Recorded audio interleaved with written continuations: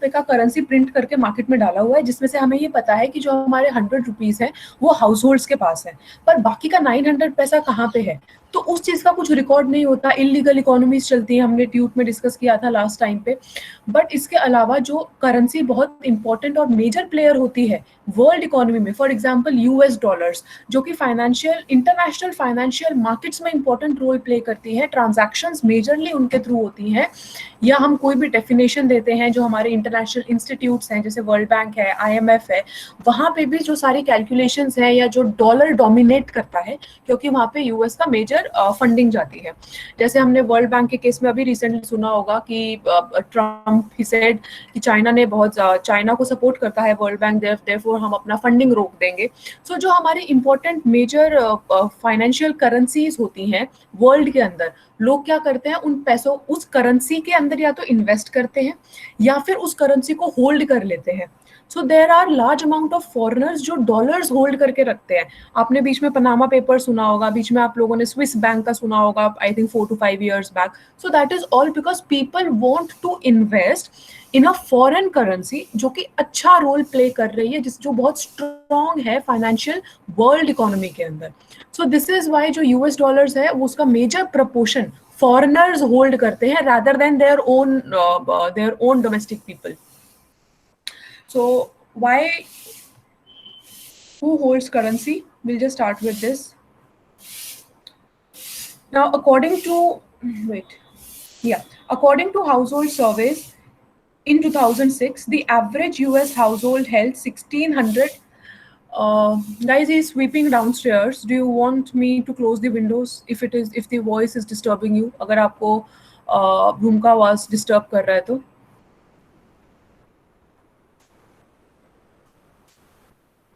do you want me to close the windows if it is like disturbing a lot? No? Okay. So according to household, okay, thanks. According to household surveys in 2006, the average household held $1,600 in currency. मतलब जो households money demand कर रहा था वो $1,600 का कर रहा था। और अगर आपको ये देखना हो ना, हमने M1 डिस्कस किया था, आपको याद होगा, जिसमें हमने कहा था M1 comprises of checkable deposits and currency and coins। तो RBI हमारा डाटा रिलीज करता है M1, M2, M3 RBI की। इनफैक्ट मैं भी आपको दिखा दूंगी यहाँ पे, अब आज टाइम मिला तो आज दिखा दूंगी। वो प्रॉपर डाटा रिलीज करता है कि M1 हमारा कितना वैल्यू का है, हाउस होल्ड कितना मनी डिमांड कर रहा है, चेकेबल डिपॉजिट्स में कितना डिमांड जा रहा है। सो RBI calculates everything. It is easily available in RBI's website, on RBI's website.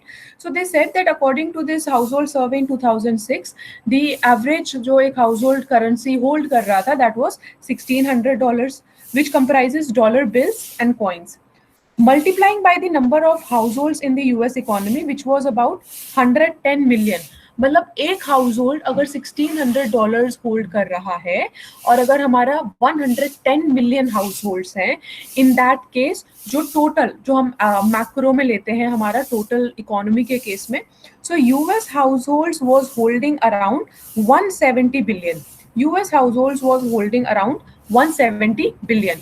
But according to the federal reserve board, that is the central bank, जो डॉलर बिल्स इशू करता है, जो currency issue करता है, और उनको पता होता है कि कितना सर्कुलेट हो रहा है इकोनॉमी में। So according to the federal reserve board which issues the dollar bills and therefore knows how much is in circulation, the amount of currency in circulation was actually 750 billion. अब सोचो कि house hold जो demand कर रहा है, house hold का demand तो सिर्फ 170 बिलियन डॉलर्स है, पर जो लायबिलिटी है फेडरल रिजर्व की, या जितना मनी सर्कुलेशन में है, that is 750 billion dollars. Huge amount, I think it is about 6 times जो हमारा हाउस होल्ड डिमांड करता है। So the puzzle is, here lies the puzzle, that it was not held by a household. Then where was all this currency going? मतलब house hold से भी ज्यादा लोग demand कर रहे हैं, तो कौन सा ऐसा सेक्टर है जो इतने सारे पैसों को होल्ड करके बैठा हुआ है, जिसका लायबिलिटी इतना अमाउंट का है फेडरल रिजर्व का। So clearly some currency was held by firms for their day to day transactions rather than by households. and some was held by those involved in the underground economies or the illegal activities. इसीलिए हमने last tutorial में बोला था 2008 का भी जब हमने case discuss किया था कि इंडिया में, इनफैक्ट पाकिस्तान का भी हमने केस डिस्कस किया था जहाँ पे एम्पेरिकल स्टडी थी, 22 to 50% illegal activities में involved at that particular time point of time. India is involved in about 22% to 50% of illegal activities. तो सोचो कितना सारा जो पैसा है वो इन illegal activities के थ्रू डिमांड किया जाता है. इसी वजह से जो हमारा इकोनॉमिक क्राइसिस होता है वो इन इकोनॉमीज को इतना इम्पैक्ट नहीं करता है until unless it is something like COVID that people are not moving out of their houses. So in economies को इतना नहीं करता क्योंकि मेजर सेक्शन, अगर आप सोचो 50% हमारी इकोनॉमी का एक इलीगल अंडरग्राउंड इकोनॉमी होल्ड कर रही है, तो उसके ऊपर तो किसी तरह का कंट्रोल ही नहीं है. तो वहां पे इकोनॉमिक क्राइसिस इतना ज्यादा इम्पैक्ट नहीं करेगा, जिसकी वजह से इंडिया में इतना ज्यादा इम्पैक्ट नहीं हुआ था जितना यूएस में हुआ था. So some part of it may go to the illegal activities, and when dealing with drugs or dollar bills, not checks are the way to settle accounts. Now we also know कि ये जो underground economy है ये हमारा GDP में add नहीं होता. If we recall from the first unit, these are actually omissions from GDP, क्योंकि ये ट्रांसपेरेंसी तो होता नहीं है, लोग इसको रिकॉर्ड करते नहीं है. This is an underground income, और अगेन रिकॉर्ड नहीं करते हैं. Money is still in circulation, they are still demanding goods and services, but क्योंकि उनकी इनकम रिकॉर्ड नहीं हो रही है, they might be investing somewhere else. Now let's just discuss that also. Surveys of firms and IRS इज revenue services बोलते हैं इसको, but basically I'll just let you know what full form exactly is here. So this is the estimates of the underground economy, which suggest however that this can only account for another 80 billion at the most. मतलब इन्होंने बोला कि हमारा 170 billion जो है वो तो house holds के पास है, एंड हम लोगों का जो 80 बिलियन है वो मान लो कि हमारा अंडरग्राउंड इकोनॉमी में है. मान लो कुछ हमारा जो 100 और हमारा जो 100 है वो सपोज फर्म्स के पास है या बाकी चीजों के पास है, बट इसके अलावा जो हमारा टोटल 750 है, बचा हुआ पैसा कहाँ पे जा रहा है? सो this leaves 500 billion or 66% of the total unaccounted for money that is in circulation. So where was it? The answer was abroad, held by foreigners. Now, a few countries, they have listed these countries. We can name India too because we know this happens here as well. So among these countries, they have actually adopted the dollar as their own currency. In fact, ये काफी जगह पे dollar का expansion हुआ है. Although वो बोलते हैं कि ये हमारा डोमेस्टिक डॉलर है, जैसे कैनेडियन डॉलर हो गया, यूएस डॉलर हो गया, but somehow it is deeply related to US dollar, and few countries like they have listed have adopted directly USDs. So people in these countries use dollar bills for their transactions, but these countries are very small to explain this puzzle. मतलब इनको भी इतना what do we से knowledge नहीं है कि ये explain कर पाएं कि ऐसा कैसे हो रहा है कि ये कंट्रीज 500 बिलियन होल्ड कर रही हैं और जो यूएस का खुद का डॉलर है वो सिर्फ 250 बिलियन डॉलर्स होल्ड कर रहा है. मतलब यूएस का फेडरल रिजर्व की लायबिलिटी है दूसरे कंट्री के रेजिडेंट्स के थ्रू अगर वो पैसा डिमांड करते हैं तो. So in a number of countries that have suffered from high inflation in the past, people have learned that their domestic currency may quickly become worthless, and they may see dollars as a safe and convenient asset. So basically लोग क्या करते हैं, क्योंकि inflation इतना ज़्यादा increase हो जाता है. When we know if there is inflation, तो जैसे हमने फर्स्ट यूनिट में डिस्कस किया था नॉमिनल एंड रियल की टर्म्स में, इन्फ्लेशन अगर हो जाता है तो अगर हम नॉमिनल जीडीपी कैलकुलेट करेंगे उसमें हम बोल सकते हैं कि हम लोगों का तो जी जीडीपी इंक्रीज हो गया नॉमिनल टर्म्स में, पर रियल टर्म्स में कैलकुलेट करेंगे. हमने समोसे वाला एग्जांपल लिया था उसमें कि आपकी पॉकेट मनी भी इंक्रीज हो गई है. पहले 7 रुपए का समोसा आता था, आप बड़े हैप्पी आए थे घर से, अरे वाह I got 20 rupees today and we'll be able to say buy 2 samosas, but when you reach the canteen you realise that the samosa prices has increase to 15 rupees. So क्योंकि इन्फ्लेशन इतना हो जाता है जिसकी वजह से जो हमारी जो डोमेस्टिक करेंसी है, पहले सोचो 7 रुपए का अगर एक समोसा मिलता था, 15 रुपए का एक समोसा मिलता है. So basically the value of our domestic currency has gone down. और अगर हमारी जब वैल्यू डिक्लाइन करती है, इन्फ्लेशन होता है, अभी आपको पता नहीं कितना समझ आएगा, बट एक्सचेंज रेट हम लोगों का डेप्रिशिएट हो जाता है उस केस में. इसके लिए एक्सचेंज रेट वाला कॉन्सेप्ट मुझे आपको समझाना पड़ेगा, which is not in your syllabus as of now. अभी के लिए आप सिर्फ ये समझ लो, if there is an inflation in say country A, then this exchange rate of country A will depreciate as compared to exchange as compare to say B country, क्योंकि exchange rate तो हम लोग 2 कंट्रीज का ही लेते हैं। तो जैसे ही हमारी कंट्री में इन्फ्लेशन हो गया, हमारा एक्सचेंज रेट भी डिक्लाइन कर जाता है। इसका मतलब जो भी हमारे गुड्स वगैरह है वो सब बहुत महंगे हो जाएंगे, जो भी हम लोग इंपोर्ट कर रहे थे।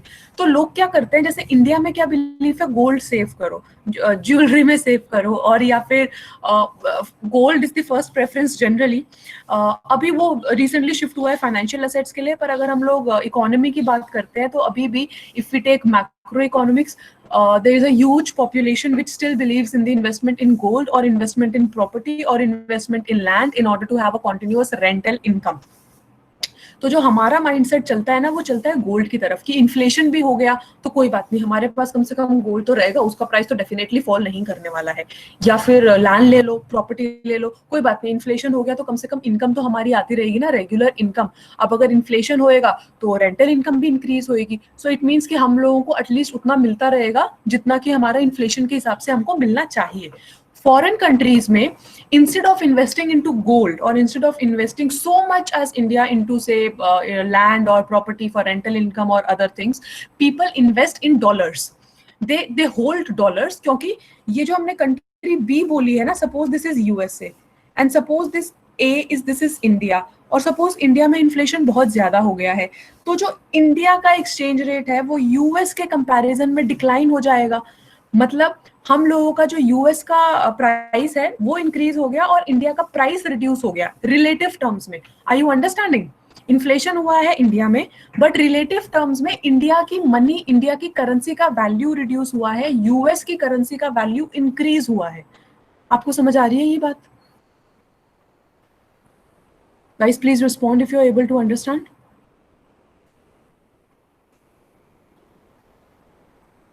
Hello. Okay.